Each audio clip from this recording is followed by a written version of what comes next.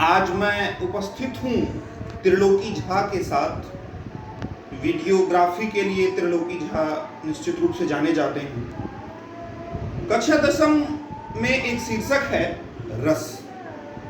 व्याकरण के अंतर्गत इस शीर्षक की महत्ता वास्तव में बहुत अधिक है। रस वास्तव में काव्य की आत्मा है। किसी भी साहित्य में रस के बिना काव्य सत्ता की कल्पना नहीं की जा सकती। इसलिए संस्कृत में आचार्य विश्वनाथ ने कहा, वाक्यम रसात्मक काव्य, अर्थात सरस वाक्य समूह को काव्य कहते हैं। काव्य में भाव की उत्पत्ति होती है। जब किसी साहित्य को पढ़कर मनुष्य अपनी निजी समस्याओं को याद ना रखकर कविता व भावों से जुड़ जाए तो हमारे मन में स्थायी भाव रस में परिणत हो जाए, जिसका अनुभव मन ही मन किया जा सकता है। भरत मुनि ने रस की परिभाषा दी है, विभाव, अनुभाव, व्यभिचारी भाव के संयोग से रस की निष्पत्ति होती है। वस्तुतः जब हम किसी काव्य को, किसी नाटक को जब पढ़ते हैं, सुनते हैं, तो हमारे मन में एक असीम तरह के आनंद की अनुभूति होती है। वस्तुतः वही रस है। रस की अन्य और भी परिभाषा है। मनुष्य के मन में व्याप्त स्थायी भाव जब विभाव, अनुभाव और संचारी भाव से मिलकर रस की निष्पत्ति करते हैं। अर्थात यहां पर दो तीन चीज समझने वाली बात है कि विभाव क्या है, अनुभाव क्या है, संचारी भाव क्या है। जब हम किसी दृश्य को देखते हैं तो हमारे मन में एक विभाव उत्पन्न होता है। अर्थात जिस दृश्य को देखकर हमारे मन में स्थायी भाव जिस कारण से जागृत होता है उसे विभाव कहते हैं। अनुभाव जिस व्यक्ति में स्थायी भाव जागृत हुआ है उसकी चेष्टाएं विभाव कहलाती है। अनुभाव जो बात हमारे मन में अपने विभाव देखा, अनुभव देखा, संचारी भाव, मन में संचरण करने वाला भाव। जब हम किसी दृश्य को देखते हैं तो एक भाव हमारे मन में संचरण होता है, संचरण करता है, वही संचारी भाव कहलाता है। तो आपने देखा कि मनुष्य के मन में व्याप्त अनुभाव, विभाव और संचारी भाव मिलकर ही वस्तुतः रस की निष्पत्ति करते हैं। सब मिलाकर रस वस्तुतः 9 होते हैं। भरत मुनि ने 8 रस को माना है। नाट्य शास्त्र के अनुसार 7 रस को उन्होंने नहीं माना है। रस को याद करने का एक छोटा सा ट्रिक है, शायद आपने पहले सुना हो। करुण, हास्य, श्रृंगार मिलकर वीर भयानक शांत बना, अद्भुत रौद्र विभत्स के कारण 9 रस का सम्मान बना। इसके अलावा 2 और रस हैं, जिसमें एक भक्ति रस है और दूसरा वात्सल्य रस है। भक्ति रस का स्थायी भाव ईश्वर विषयक रति होता है। रति का अर्थ प्रेम से है और वात्सल्य रस का अर्थ वात्सल्यता या वत्सलता से है। छोटे बच्चों की चेष्टाएं जो उसके अनुभव को दर्शाती हैं वह वात्सल्य रस के अंतर्गत आता है। अब हम क्रमानुसार रस तथा उसके स्थायी भाव के बारे में जानेंगे। सबसे पहले आपने देखा करुण रस। करुण का स्थायी भाव शोक होता है। करुण के बाद आप जानते हैं, करुण के बाद होता है हास्य। करुण हास्य, हास्य का मतलब हंसी होता है। तो हास्य, हास्य रस का स्थायी भाव हास होता है। उसके बाद श्रृंगार रस, श्रृंगार रस का अर्थ होता है रति। इसके दो अलग अलग भाग हो जाते हैं, एक संयोग श्रृंगार और दूसरा वियोग श्रृंगार। उसके बाद वीर रस, वीर रस का स्थायी भाव होता है, हम जानते हैं कि वीर रस में उत्साह को दिखाया जाता है, अर्थात इसका स्थायी भाव उत्साह होता है। उसके बाद भयानक रस, भयानक रस का स्थायी भाव भय होता है। करुण हास्य श्रृंगार मिलकर वीर भयानक शांत बना, शांत रस का स्थायी भाव निर्वेद होता है, जिसमें ऋषि मुनियों के द्वारा किए गए कार्यों के स्वरूपों का वर्णन किया जाता है। अद्भुत रस, अद्भुत रस का स्थायी भाव विस्मय या आश्चर्य से होता है। उसके बाद है करुण हास्य श्रृंगार मिलकर वीर भयानक शांत बना अद्भुत रौद्र रस, रौद्र रस का स्थायी भाव क्रोध होता है। उसके बाद रौद्र रस के बाद करुण हास्य श्रृंगार मिलकर वीर भयानक शांत बना अद्भुत रौद्र विभत्स के कारण, विभत्स अर्थात जुगुप्सा, विभत्स घृणा को भी कहते हैं। उसके बाद अद्भुत रौद्र विभत्स हो गया। उसके बाद वात्सल्य, और उसकी चर्चा हम पहले ही कर चुके हैं, वात्सल्य और भक्ति रस। अब एक एक उदाहरण हम देखते जाएंगे, उसके बाद हम इसको समझने का, क्योंकि एक रस के अनेक उदाहरण हो सकते हैं। अब सबसे पहले एक बार फिर से स्थायी भाव, वास्तव में यह भाव हम सब के हृदय में पहले से ही स्थायी रूप से विद्यमान रहता है। काव्य पढ़ने से यह भाव सुसुप्तावस्था से जागृत हो जाता है और रस में बदल जाता है। आपने पहले भी देखा, मनुष्य के मन में व्याप्त स्थायी भाव जब विभाव, अनुभव और संचारी भाव से मिलकर हृदय को तरंगित करते हैं तो वे रस कहलाते हैं। संचारी भाव ये मन में उठने गिरने वाले भाव हैं, स्थायी ना होकर क्षणिक होते हैं। विभाव आपने पहले भी देखा कि भाव जागृत करने को विभाव कहते हैं, अर्थात स्थायी भाव जिस कारण से जागृत होता है उसे विभाव कहते हैं। अनुभव, स्थायी भाव, स्थायी भाव जागृत होने पर आश्रय की बाह्य चेष्टाओं का अनुभव कहलाते हैं, अर्थात आपने देखा कि अनुभव जिस व्यक्ति में स्थायी भाव जागृत हुआ है उसकी चेष्टाएं अनुभव कहलाती हैं। अब हम कुछ उदाहरण एक एक कर देखते हैं। जैसे सबसे पहले करुण रस, करुण रस में हम जानते हैं करुण का स्थायी भाव शोक होता है। करुण रस का एक उदाहरण है, आपने रानी लक्ष्मीबाई की कविता पढ़ी होगी।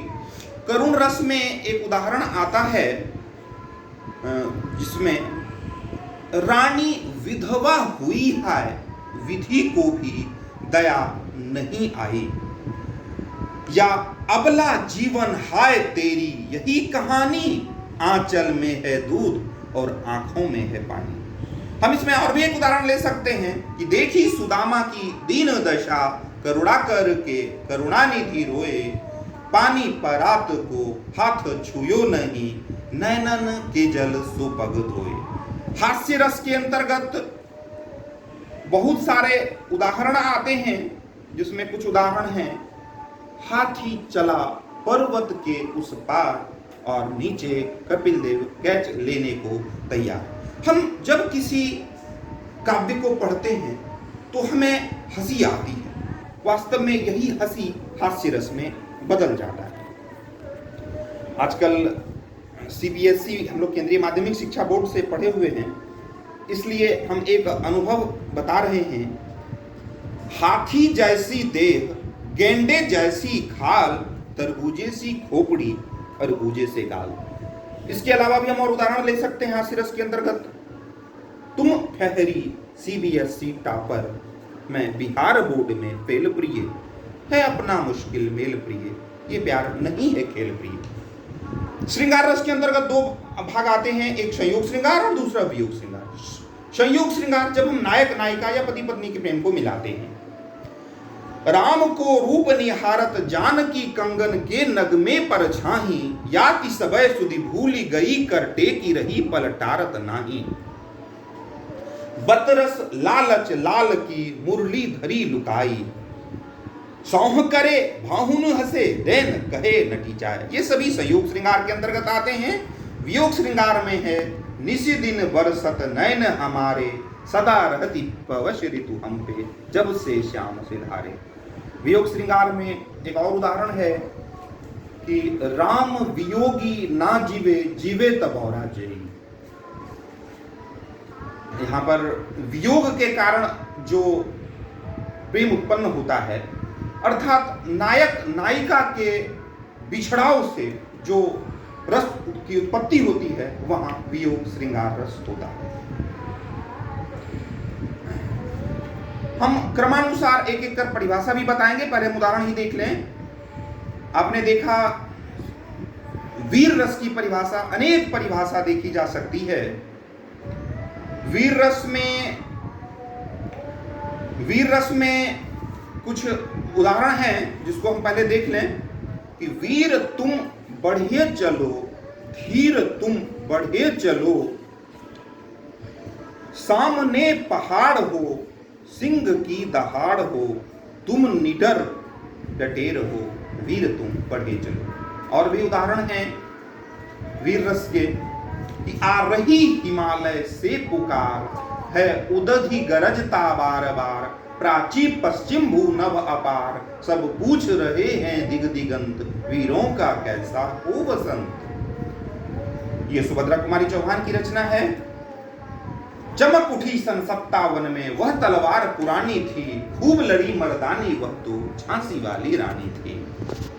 रामावतार त्यागी की रचना आप जानते होंगे कि तोड़ता हूं मोह का बंधन क्षमा दो, गांव मेरे घर द्वार आंगन क्षमा दो, आज सीधे हाथ में तलवार दे दो, और बाएं हाथ में ध्वज को थमा दो, यह सुमन लो, यह चमन लो, नीड़ का दृढ़ दृढ़ समर्पित, चाहता हूं देश की धरती तुझे कुछ और भी दूं। आपने देखा करुण रस, हास्य करुण रस के बाद हास्य रस, श्रृंगार रस, वीर रस, भयानक रस। भयानक रस में भय को दिखाया जाता है। एक और अजगर ही लखी, एक और मृगराय, विकल बटो ही बीच ही, विकल बटो ही बीच ही, परियो मूर्छा खाए। यानी जब हम किसी दृश्य को देखते हैं, भय उत्पन्न होता है, तो वहां पर भयानक रस होता है। करुण, हास्य, श्रृंगार, वीर, भयानक रस। आपने देखा क्रमानुसार शांत रस। शांत रस का स्थायी भाव निर्वेद होता है। मेरो मन अनत कहां सुख पावे, जैसे उड़ी जहाज को पंछी पुनी जहाज पर आवे। वास्तव में शांत रस में ऋषि मुनियों के द्वारा की गई चेष्टाओं का विशेष रूप से वर्णन होता है। अद्भुत रस, अद्भुत रस का स्थायी भाव आपने देखा कि आश्चर्य, किसी वस्तु को देखने या सुनने के बाद जो आश्चर्य का भाव होता है। कहीं सांस लेते हो, घर घर भर देते हो, उड़ने को नभ में तुम पर पर कर देते हो। दूसरा उदाहरण है पत्तों से लदी डाल, कहीं हरी कहीं लाल, कहीं पड़ी है उर्मे मंद गंध पुष्पमाल। इसके बाद अद्भुत रौद्र रस। रौद्र रस अर्थात क्रोध। जब मन में क्रोध या प्रतिशोध का भाव है। रे नृप बालक काल बस बोलत तो ही न क्षमार, धनु ही शम त्रिपुरारु धनी, विदित शकल संसार। राम लक्ष्मण परशुराम संवाद से यह लिया गया है। रौद्र रस अर्थात क्रोध का भाव। क्रमानुसार आप देख रहे हैं।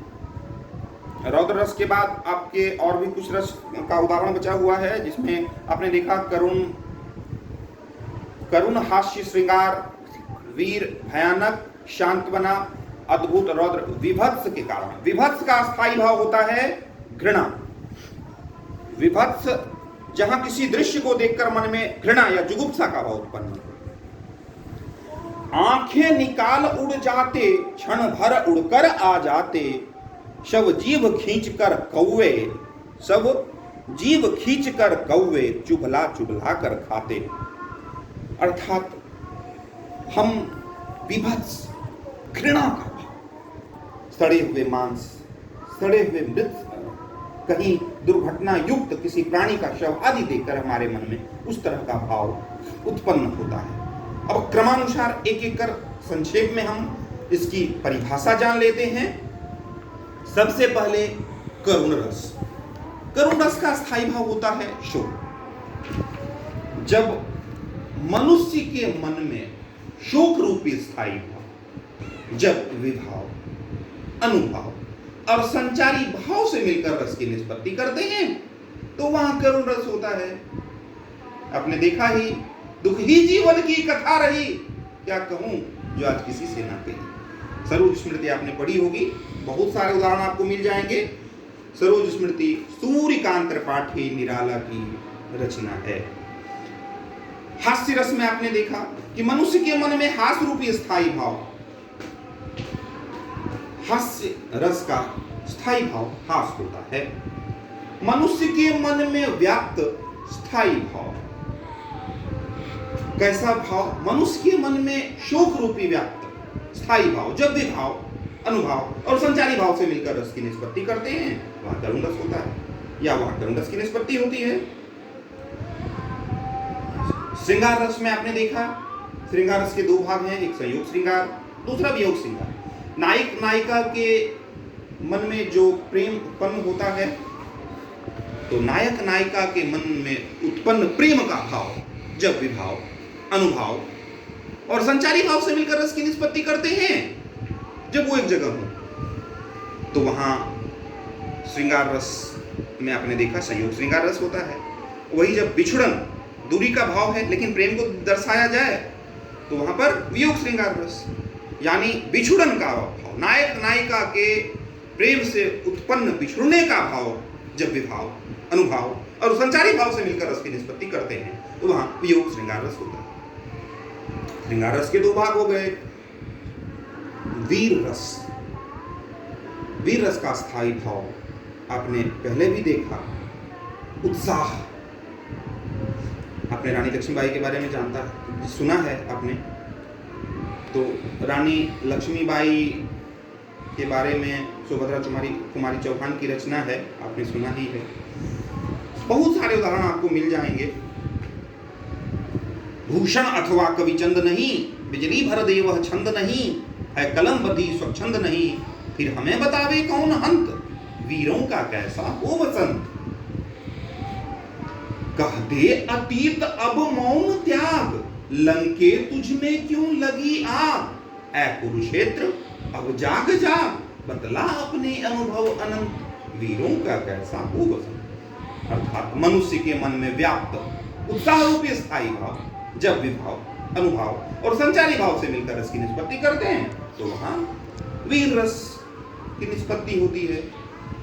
भयानक रस भय, जब हम किसी दृश्य को देखते हैं तो भय उत्पन्न होता है।